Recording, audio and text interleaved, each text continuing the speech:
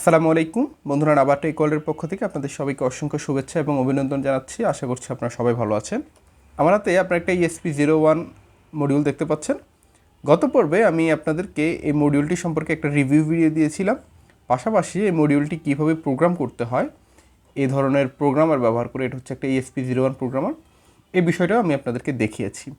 কিন্তু আপনাদের অনেকের কাছে হয়তোবা এই প্রোগ্রামারটা নাও থাকতে পারে, কারণ এটা একটা আনকমন প্রোগ্রামার। এটা আমাদের যেহেতু সবসময় প্রয়োজন হয় না, নাও থাকতে পারে। যদিও এটার দাম খুব একটা বেশি না, সম্ভবত 300 থেকে 400 টাকার মধ্যে এই প্রোগ্রামারটা পাওয়া যায়। যাই হোক, এই মডিউলটি যদি আপনার কাছে থাকে ESP01 মডিউল, আমরা কিন্তু এই মডিউলটাতে এই প্রোগ্রামারটা ছাড়াও প্রোগ্রাম করতে পারি। সেটা হচ্ছে আমাদের কাছে যে আরডুইনোটা রয়েছে, আমরা আরডুইনো ব্যবহার করে আমাদের এই ESP01 মডিউলটাকে প্রোগ্রাম করে নিতে পারবো।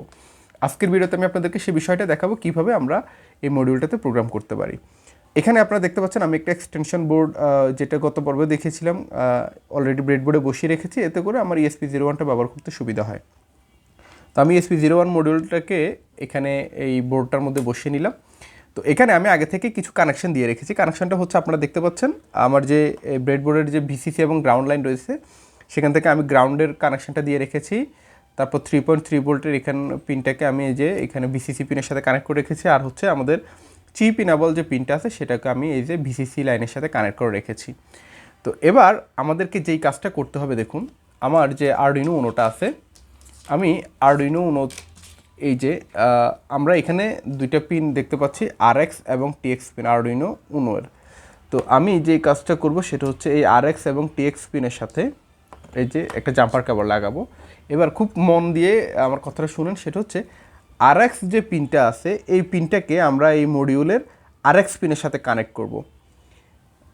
এটা কিন্তু আপনাদেরকে খুবই সাবধানে করতে হবে, কারণ হচ্ছে আমরা নর্মালি হচ্ছে সিরিয়াল কমিউনিকেশন করার সময় কী করি, RXকে TXের সাথে কানেক্ট করি এবং TXকে RXের সাথে কানেক্ট করি। বাট এখানে এই প্রোগ্রাম করার জন্য আমাদেরকে যেই কাজটা করতে হবে, আরডুইনো উনোর RX পিনকে আমার ESP01-এর RX পিন এবং আরডুইনো উনোর TX পিনকে আমার ESP01-এর TX পিনের সাথে কানেক্ট করতে হবে। সেম পিনের সাথে কানেক্ট হবে, কেমন? RXের সাথে, TXের সাথে।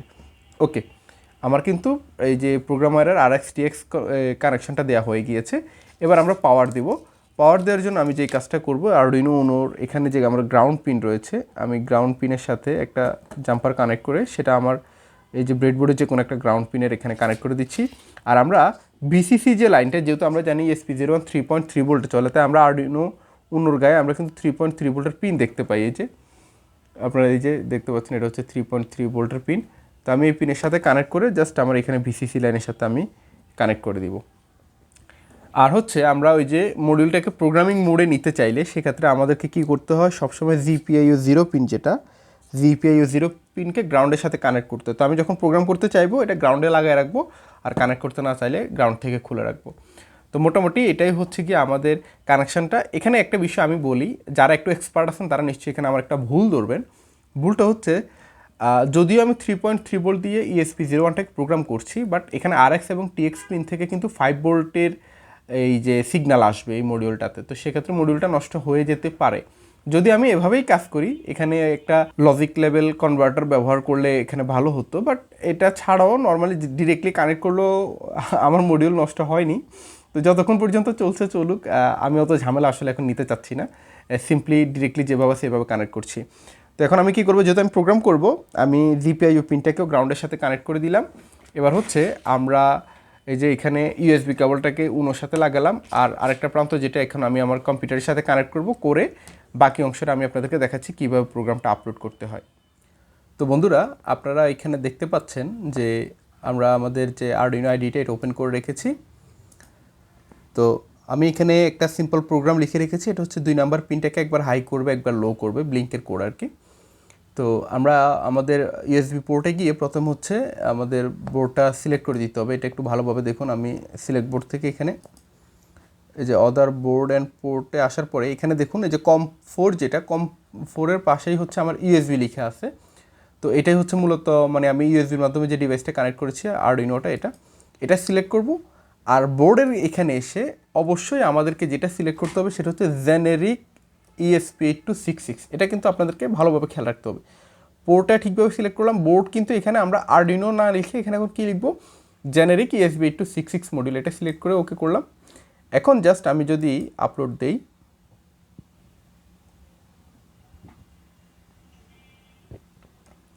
কোডটা কম্পাইল হচ্ছে।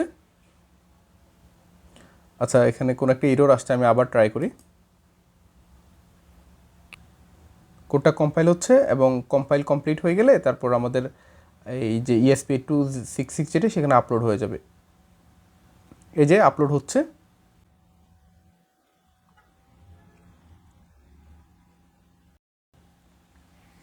তো বন্ধুরা, আমাদের প্রোগ্রামটা অলরেডি আপলোড হয়ে গিয়েছে।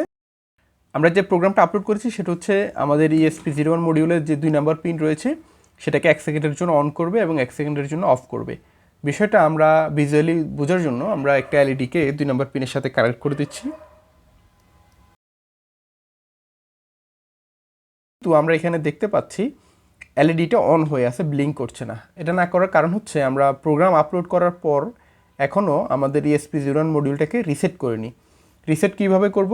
রিসেট করতে হলে প্রথমে আমরা যে GPIO 0 পিনটাকে গ্রাউন্ডের সাথে কানেক্ট করেছি, এটা গ্রাউন্ড থেকে খুলে ফেলতে হবে। খুলে জাস্ট আমরা অন্য কোনো কোথাও ফেলে রাখবো এটাকে, মানে কোনো পিনের সাথে এটা কানেক্ট করছি না, বা ডিরেক্টলি এখান থেকে GPIO 0 পিনটাকে আমি এখন রিমুভ করে দিলাম।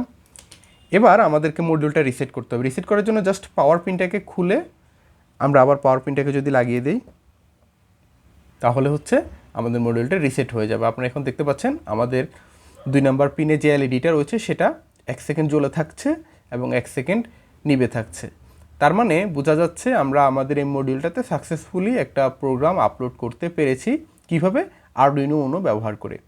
তো বন্ধুরা, আমি আশা করছি আজকের এই ভিডিওটি দেখার পরে আপনারা নিজেরাও ESP01 এই মডিউলটিতে আরডুইনো উনো ব্যবহার করে প্রোগ্রাম আপলোড করতে পারবেন এবং আলাদা আপনাদের প্রোগ্রাম কেনার প্রয়োজন হবে না। এই ভিডিও সম্পর্কে আপনাদের কারো কোনো প্রশ্ন বা মতামত থাকলে আপনারা অবশ্যই কমেন্ট করে আমাকে জানাবেন। এছাড়াও আমাদের একটা ফেসবুক পেজ রয়েছে, নাবা টেক ওয়ার্ল্ড। সেই পেজে একটা লাইক দিয়ে আমাদের সাথে ফেসবুকে যুক্ত হবেন এবং আপনাদের যে কোনো প্রশ্ন বা মতামত আমাদের ফেসবুক পেজে মেসেজ করেও জানাতে পারেন। ইনশাআল্লাহ পরবর্তী ভিডিওতে আরও ইন্টারেস্টিং কোনো বিষয় নিয়ে আপনাদের সামনে হাজির হব। সে প্রত্যাশা রেখে আজকের ভিডিওতে বিদায় নিচ্ছি। আপনারা সবাই ভালো থাকুন, সুস্থ থাকুন। আল্লাহ হাফেজ।